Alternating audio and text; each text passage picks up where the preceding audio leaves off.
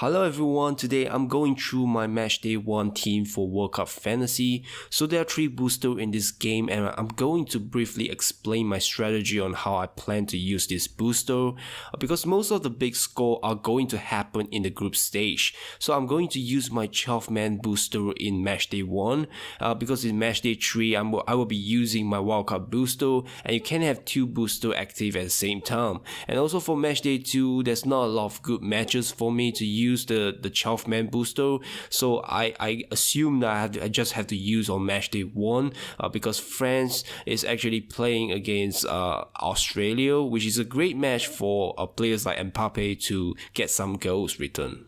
So for my wildcard, the reason why I plan to use it on Matchday 3 is because at the end of Matchday 2, a lot of teams have already won the group, so they may opt to rotate or rest some key players for their upcoming round of 16 match. So if we use the wildcard here, we can have a new team that is playing on Matchday 3, and on Matchday 4, which is on the round of 16 match, we will again have unlimited transfer to get a whole new squad. And lastly, for my power captain, I will most likely be using it in the knockout rounds. I'm looking at the quarterfinals and beyond. I think in the knockout rounds, it will be harder to pick out players that may be getting a high score. So a power captain booster could be useful and essential, as it will automatically double the highest scoring player in your entire team.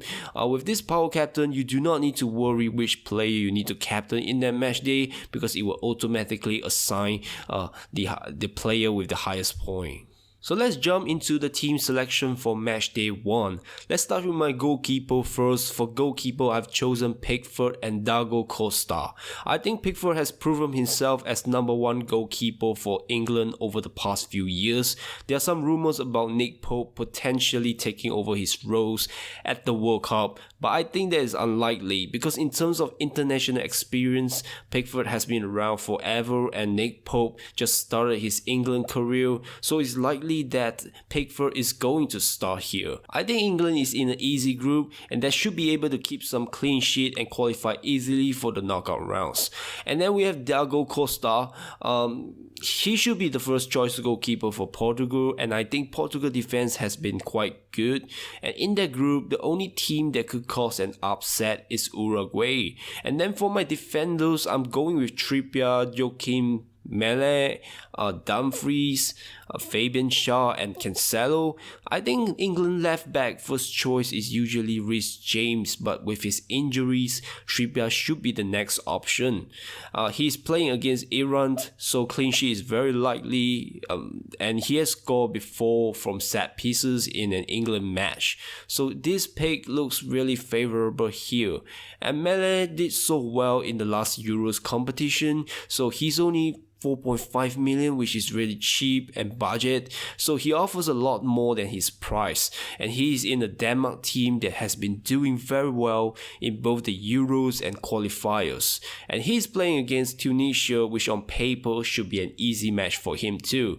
And then Dumfries has been doing very well for Inter Milan. At club level, he's very quick and strong. He's also very brave when it comes to tackling, and he did so well in the last Euro competition that I think that he is almost a must-have defender in this competition in World Cup. And then for Fabian Schär, he's just a very cheap option here. He's only 4 million and he's even cheaper than Mele. Mele is 4.5 million, and Switzerland is kind of a weird team, because when they're really good, and they can beat anyone, including France. But they're in a difficult group with the likes of Brazil and Serbia, and it's going to be very difficult for Shaw in Matchday 2 or 3. But for Matchday 1, I feel pretty confident because he's facing against Cameroon, and I read a fact somewhere that Cameroon hasn't won a single match since 2002, so there's some potential for Shaw to actually get a clean sheet here. And for Cancelo, I have watched his performance in the English Premier League. He's the type of player that can dribble and bring the ball up and put in some quality crosses, so he will be a very important player for Portugal in terms of his attacking phrase. And then we move on to my midfield. In my midfield, we have Kevin De Bruyne, Eriksen, Zelensky, Rodrigo De Paul, Bentancur, And I think that De Bruyne is a must-have player, you know. There's no reason why you don't have De Bruyne. And there's many reasons why I think so. Because number one, he's playing against Canada, and Canada doesn't have a lot of international experience in World Cup. De Bruyne is also the focal point of the team. He's able to create key passes. He's able to score goals from long range. He's also taking free kicks for Belgium, and with Lukaku potentially not available for matchday 1 because he's unfit, De Bruyne should be taking the penalties too, so he's a great option for matchday 1, and he's on everything too, so which is great. And then we move on to Eriksen. Ever since his move to Manchester United, Eriksen has been making some really consistent attacking returns. He's capable of making that box-to-box run and arriving late in the opposition box to get a shot. He's also very creative, and that he can easily string together a few key passes at the World Cup. And for Zelensky, his Napoli team did so well in the Serie A, and Napoli is also in the first place, and they are undefeated so far in the Serie A.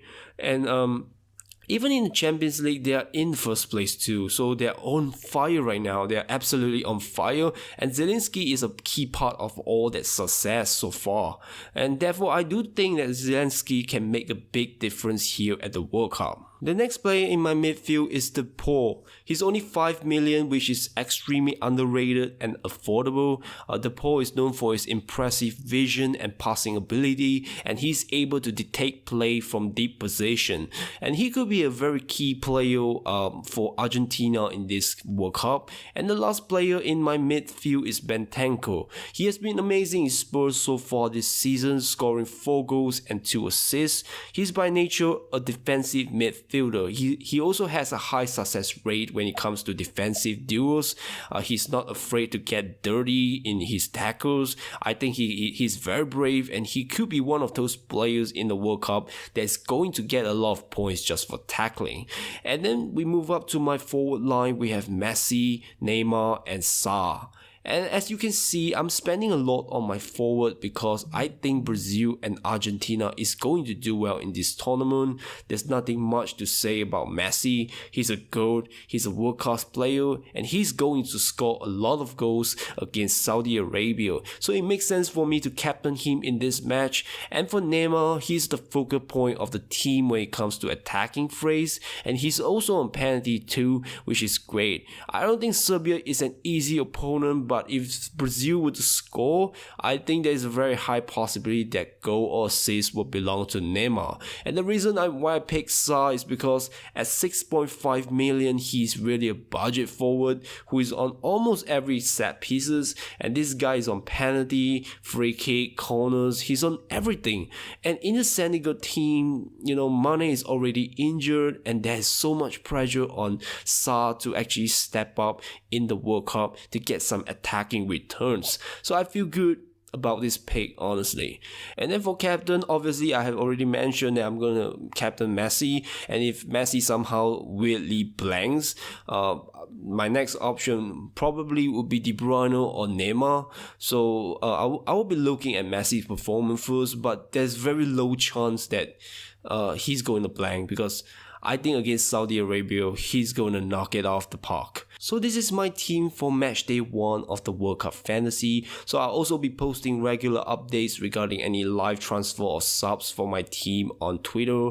The Twitter link is in the description below, so do check it out. Otherwise, good luck to everyone for matchday 1, and I shall see you all in the next video.